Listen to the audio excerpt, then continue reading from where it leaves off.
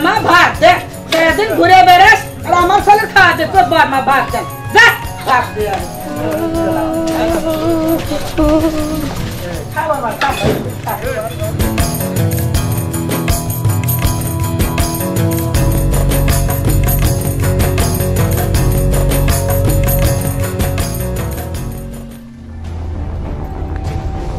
Police high police আমার সাথে আমার ব্যাগ নিয়ে এই স্টপ এই দাঁড়া বলছে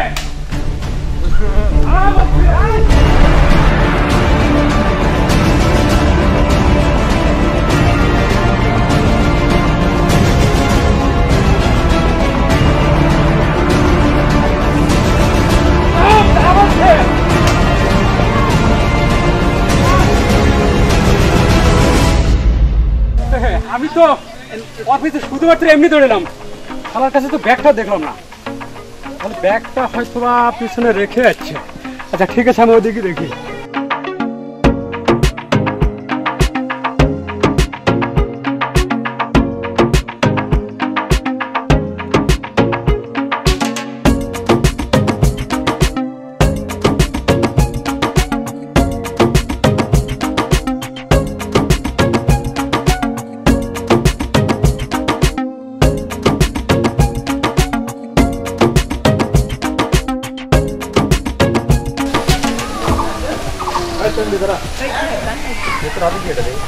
কেন বললাম রে ভালো আছে কিসের জন্য তোমাকে দেওয়া লাগবে দাও বলছি দাও যদি না দেই যদি না দাও তাহলে তোমাকে লাভ ফেলে নিয়ে যাবো তাই নাকি দেবো না ছেড়ে দাও আরে ছেড়ে দাও ছাড়ো না গা ছেড়ে দাও এখানে কি হচ্ছে না কিছু না এই ভাই এই ব্যাগটা তো আমি চিন্তাই করছি আরে এই ব্যাগই তো আমার আমি দেখি না ভাই দেখি বললাম তো ব্যাগ আমার আরে না আমি চিন্তাই করছি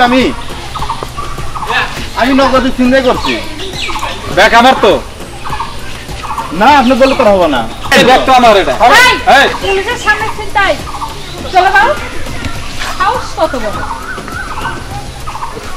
যত সব বেয়াদবরা এদের জ্বালা ঠিক মতো রাস্তায় বের হওয়া যায় না কিন্তু আপনি কোথায় যাচ্ছেন আমি এদিকে যাচ্ছি এইদিকে যাচ্ছেন কেন আপনার বাড়ি ঘর নাই না আমার কোনো বাড়ি ঘর নাই আমি যেখানে রাত সেখানেই কাজ আমার কোনো বাড়ি ঘর নেই ঠিক আছে আপনি আমার সঙ্গে আসুন ঠিক আছে এটাই বাড়ি জি এটাই আমাদের বাড়ি আসুন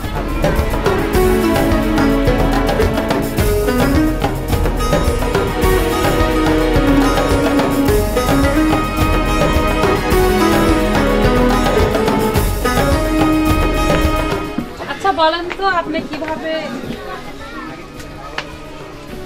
এলেন আমি মূলত কথা হলো যে ছোটবেলা আমার বাবা মা মারা যাওয়ার পরে আমি অসহায় এদিক সেদিক ঘোরাফেরা করি হঠাৎ করে একদিন এই রাস্তা দিয়ে এদিক যাচ্ছিলাম একজন ছিনতাইকারী এক লোকের থেকে ব্যাগটা ছিনতাই করে নিয়ে এদিক দিয়ে পালাচ্ছিল পুলিশ ধাওয়া করার পরে ব্যাগটা খেয়ে ছিনতাইকারী দৌড়ায় তখন আমি ব্যাগটা হাতে নেই নিয়ে তারপরে ব্যাগটা নিয়ে ঘুরতে এসেছি এই হলো মূল কাহিনী মা হ্যাঁ বাবা এই ছেলেকে তুমি কোথায় পেলে এই ভাইয়াকে আমি রাস্তায় পেলাম আমি রাস্তায় আসতে লাগে আমাকে কয়েকটা ছিনতাইকারী ধরছিল তখন এই ছেলেটা আমরা দুজনে আর কি ওদের কাছ থেকে রক্ষা হয়ে আমরা এখানে এসেছি বাবা হ্যাঁ আমি এই ছেলেকে তো খুঁজছি এই ছেলে তুমি তো সেই ছেলে না হ্যাঁ আমি তো চেয়েছি তুমি এই ছেলেকে চেনো নাকি বাবা হ্যাঁ চিনি মানে তখন ওর না ছোট্ট ছিল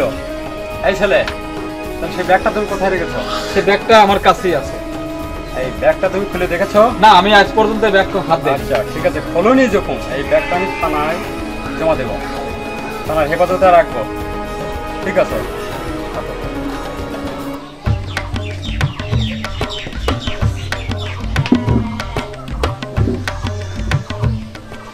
আমার মনে হয় ছেলেটা সরল সোজা যদি ওকে আমার জীবন সাথী করে পেতাম তাহলে মানে আমার জীবনটা অনেক সুন্দর হতো বলছিলাম আপনার নাম আমার নাম মোহাম্মদ মহিদুল ইসলাম আপনার নামটা? আমার নাম লিমা আক্তার। খুব সুন্দর, ভালো নাম। বাবা তুমি হ্যাঁ, বলুন। বাইরে যাও তো, আচ্ছা ঠিক আছে। একটু হাত মুখ ধুয়ে আসো। মা তুমি বসো। কিছু বলবে বাবা? অবশ্যই বলবো। বাবা তুমি কি ওই ছেলেকে নিয়ে কিছু ভাবতেছো? ছেলেটা কিন্তু সৎ। বলতেছিলাম বাবা, ছেলেটাকে আমার খুব ভালো লেগেছে। তাহলে আমি ছেলেটাকে ডেকে তার সম্পর্কে কিছু শুনি। ঠিক আছে বাবা, তাই আচ্ছা বাবা এদিকে আসো তো।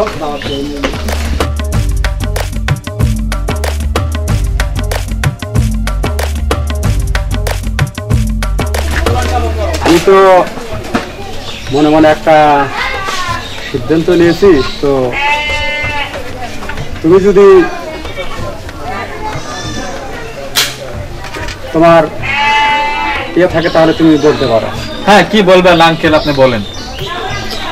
আমি স্থির করেছি তুমি সৎ ছেলে, তো আমার মেয়েও তোমাকে ভালোবাসে। তো তোমার যদি অনুমতি থাকে তাহলে আমার মেয়েকে তোমার আমি হাতে তুলে দিয়ে যেতে চাই। হ্যাঁ দেখেন আঙ্কেল, আমি যেহেতু অসহায়, আমার বাবা নাই মা নাই, ছোটবেলা থেকে রাস্তাঘাটে ঘোরাঘুরি করি, যদি আপনার মেয়ে আমাকে মেনে নেয় আমি রাজি আছি। ঠিক আছে বাবা, তাহলে আমি তোমার হাতে আমার মেয়েকে তুলে দিতে চাই। মা তুমি আমাকে ছেলেকে ভালোবাসো, সেক্ষেত্রে আমি হাতে তুলে দিলাম, তুমি ওকে মেনে নেবে। ঠিক আছে বাবা, আমাদের জন্য দোয়া করো বাবা। হ্যাঁ ইনশাল্লাহ অবশ্যই থাকবে বাবা, তুমি মানুষের মতো মানুষ চলবে। ঠিক আছে, আমি তোমাদের দোয়া করে রাখছি।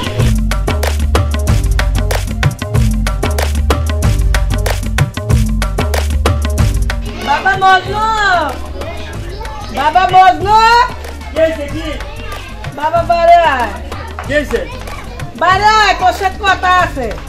মানে কি হয়েছে বলো? দেখ বাবা, আমার পরনে ছেঁড়া কাপড় নাই, আমাকে একটা কাপড় নিয়ে এসে দে বাবা। কই থেকে নিয়ে এসে তুমি? আমি কি এখন কামে করতে পারতেছি? তুমি খালি বারবার খালি এসে সেটা আমার বিরক্ত করো, বারবার এসে সেটা আমার বিরক্ত করো। আমি কাপড় চোপড় কিনে দিতে পারবো না। আমি কি খুব লাখ লাখ টাকা কামে করি নাকি? হ্যাঁ, তুই যে কি কস বাবা, তোর জন্য আমি দেওয়ারের ছেলে দেখতে পারি নেই, ভালোভাবে খাইবার দেই নেই, খারাপ আচরণ করছি, আর তুই আমার পেটের ছল। তোর 10 দিন 10 মাস এই পেটে করে আমি রাখছি, তোকে বড় করছি, লেখাপড়া শিখেছি, আর তুই আমার কস কি একটা কাপড়ের জন্য? একটা কাপড় তুই আমাকে দিবার পারবো না। আমি আর এই বাড়ি থাকবো না, আমি চলে যাবো। হ্যাঁ হ্যাঁ, যাও তুমি যাও, যাও কই যাবে যাও। আমি আমি হায় আল্লাহ, দিতে পারবো না, যাও। নিজের সাল পেটের সন্তান কত কষ্ট করে মানুষ করছি, আর সেই সন্তান আমাকে একটা কাপড় কিনে দেওয়ার জন্য একবার দিতে পারবো না। আমার এই বাড়ি থাকবো না বাবা, আমি চলে গেলাম। আমার 2 চোখ জেনে যে আমি সেনেই চলে যাবো।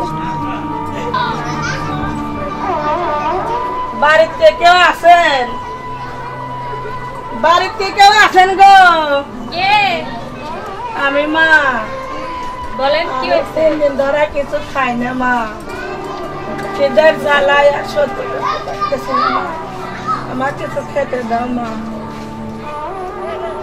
খেতে দিচ্ছে, কিন্তু আমরা তো বাড়িতে একা একা থাকি, আমার তো মা নাই। যদি আপনি আমার বাড়িতে থাকেন তাহলে আপনি থাকতে পারেন, কোনো সমস্যা হবে না। আচ্ছা মা, তুমি যে কথা বললে মা, আমি তোমার বাড়িতে কাজ করে খাবো মা। আমি আচ্ছা, খালি আপনি ঠিক আছে, থাকবো আপনি না আসুন। মা। এখানে থাকবেন আপনার কোনো টেনশন। এই নুরি, নুরি, হ্যাঁ বলো। এই একটু পানি খাওয়া তো। আমি একটু ব্যস্ত আছি, বাড়িতে কাজের লোক রাখছি, আমি ওনার দ্বারা পানি পাঠাবো। আচ্ছা, তুমি 1 গ্লাস পানি পাঠায় দাও। বাবা না পানি।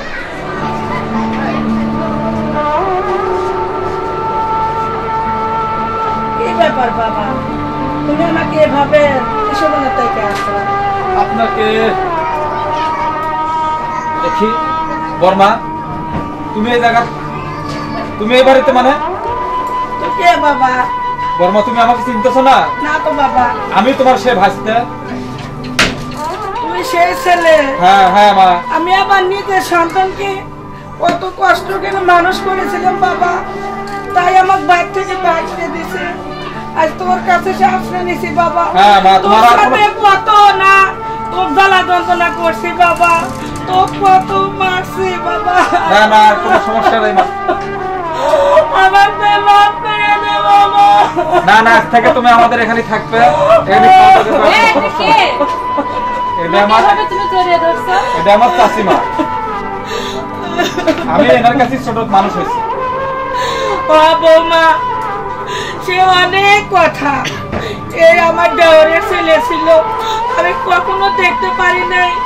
নিজের সন্তানকে আমি ভালোবাসি আর এই সন্তানকে ভালোবাসি নাই।